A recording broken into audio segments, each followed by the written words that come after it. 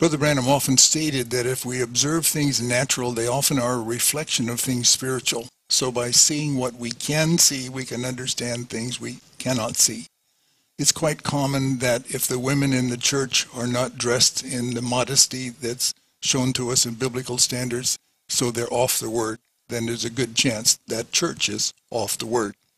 If the women in the church are dressing worldly, there's just a very good chance that the church itself is worldly. So along this same principle, it was in the fall of 1963, Brother Branham saw a striking example of this as he was sitting in a J.C. Penney department store, Tucson, Arizona, sitting in a chair near the escalator, waiting for his wife doing her shopping. Brother Branham noticed several women riding up and down on the escalator, and they were dressed immodestly, but he especially noticed the green eyeshadow on one woman. It reminded him of a vision he had experienced when he was 14 years old, yet an unsaved boy, possibly dying. He found himself descending into hell. Some haunting-looking women were coming to meet him. Not pleasant. Yet here he was in downtown Tucson, seeing what he had seen 40 years before, and it dawned on him, just as heaven and eternity are blending into this age, which is yet in time, these women indicate that hell is spilling over into this dimension also. The two powers are both on display. Let me repeat that. This experience led him to the shocking conclusion, just as God was displaying his holy glory and power through the revealing of the Son of Man, Satan was revealing himself more and more through his servants. In the message, Souls That Are in Prison Now, he brought out how that Jesus descended and preached to the souls that were in prison that repented not in the long days of the suffering of Noah, but now had no ability to repent. And after his J.C. Penney experience, he could but ask himself, what if this is the third pull to the totally lost? Is this an indication that the day of grace is closing to the Gentiles? And all of the majority of the shopping was downtown. They had hotels, restaurants, all of the major shopping was located in the downtown area of Tucson. And it was really the main hub for just about everything. There were beginning at that time to build restaurants, out towards the east side of town. There were, obviously grocery stores and things like that. But the majority of the shopping for clothing and things like that were predominantly downtown. And one of the main stores downtown was the Penney store.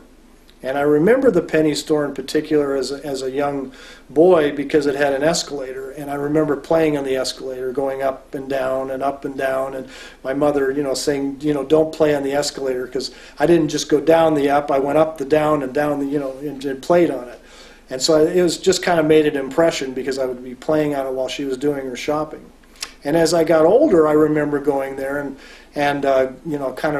shopping for clothing for school, and remembered that they had these white T-shirts that we used to like as I was growing up and getting older. Downstairs on the escalator, we'd go down, and to the right they had these tables that had the men's T-shirts, the white T-shirts. And so I vividly remember that, that escalator and going up and down it. And even as I was older, I always remember there was one of the few places in all of Tucson that had an escalator at that time. And when they started building the malls, around town, then of course some of the stores moved from the downtown area and moved into those mall areas, and then they started closing the downtown ones. And currently I believe that they've torn it all down, that area where the Penney store was, and they've replaced it with the downtown library, and there's a little park down there. Now, I never noticed it too much until about 4 weeks ago.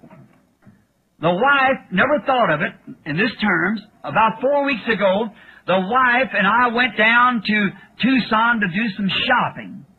And while we were sitting, the wife, we went in downstairs, and there was a bunch of sissy-like boys, had their hair red, like the women does, and bangs combed down here in front, and these real high trousers on, kind of, I guess, a beat necks or what you call them. And they were in there, and everybody's looking at them, and their heads is that big like the women that wears these here water head haircuts, you know. And they were down there, and a young woman come by, and she said, "What do you think about that?" I said, "Then you ought to be ashamed of yourself, if you can think that." I said, "He has just as much right to do it as you do. Neither one of you have a right." So I went upstairs, and I sat down, and when I did, there's an escalator. It was a J.C. Penney store, and the escalator bringing the people up. Well, I really turned sick at my stomach of seeing those women come up there, young, old, and indifferent, wrinkled, young, and every way, with little bitty shorts on, their filthy body, and those sexy dressed women with those great big heads like that. And here they come, and one coming around that escalator is coming right up like that, where I was sitting back in a chair, sitting there with my head down, and I turned and looked, and one of them coming up the steps was saying, Spanish speaking to another woman. She was a white woman speaking to the Spanish woman. And when I looked, all at once I was changed. There I'd seen that before. Her eyes, you know how the women are doing now, painting their eyes just recently like cats, you know, put it up like this, and wearing cat glasses and everything, you know, with eyes up like this, and that green stuff there in their eyes. There was that thing that I seen when I was a child. There was the woman, just exactly.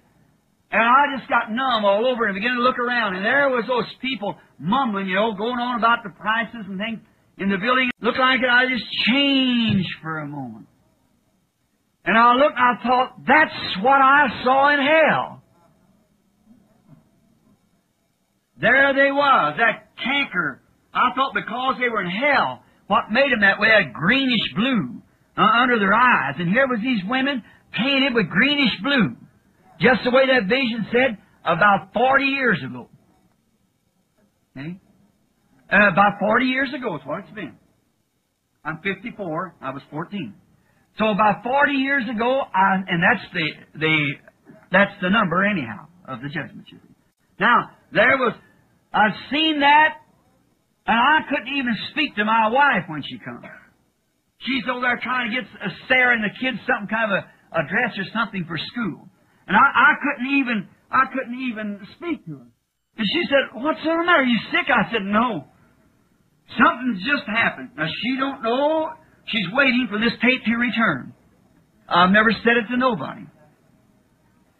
And I thought I'd wait, as I promised, bring it to the church first. Okay? Bring it to the church. And that's my promise.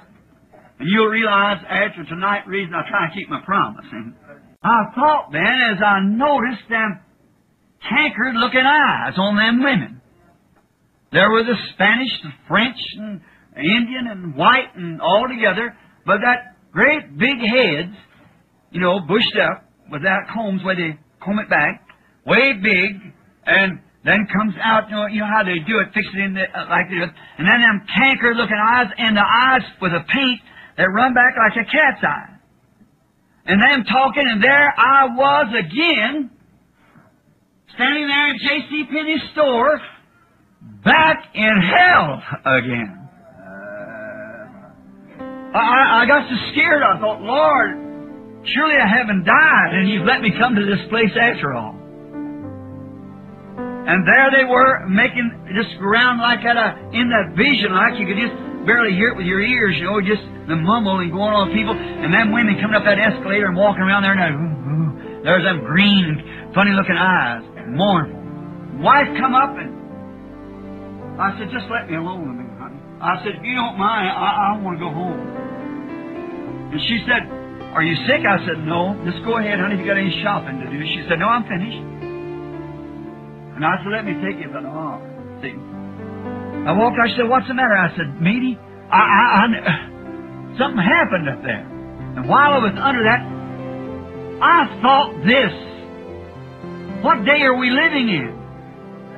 Could this be the third pull?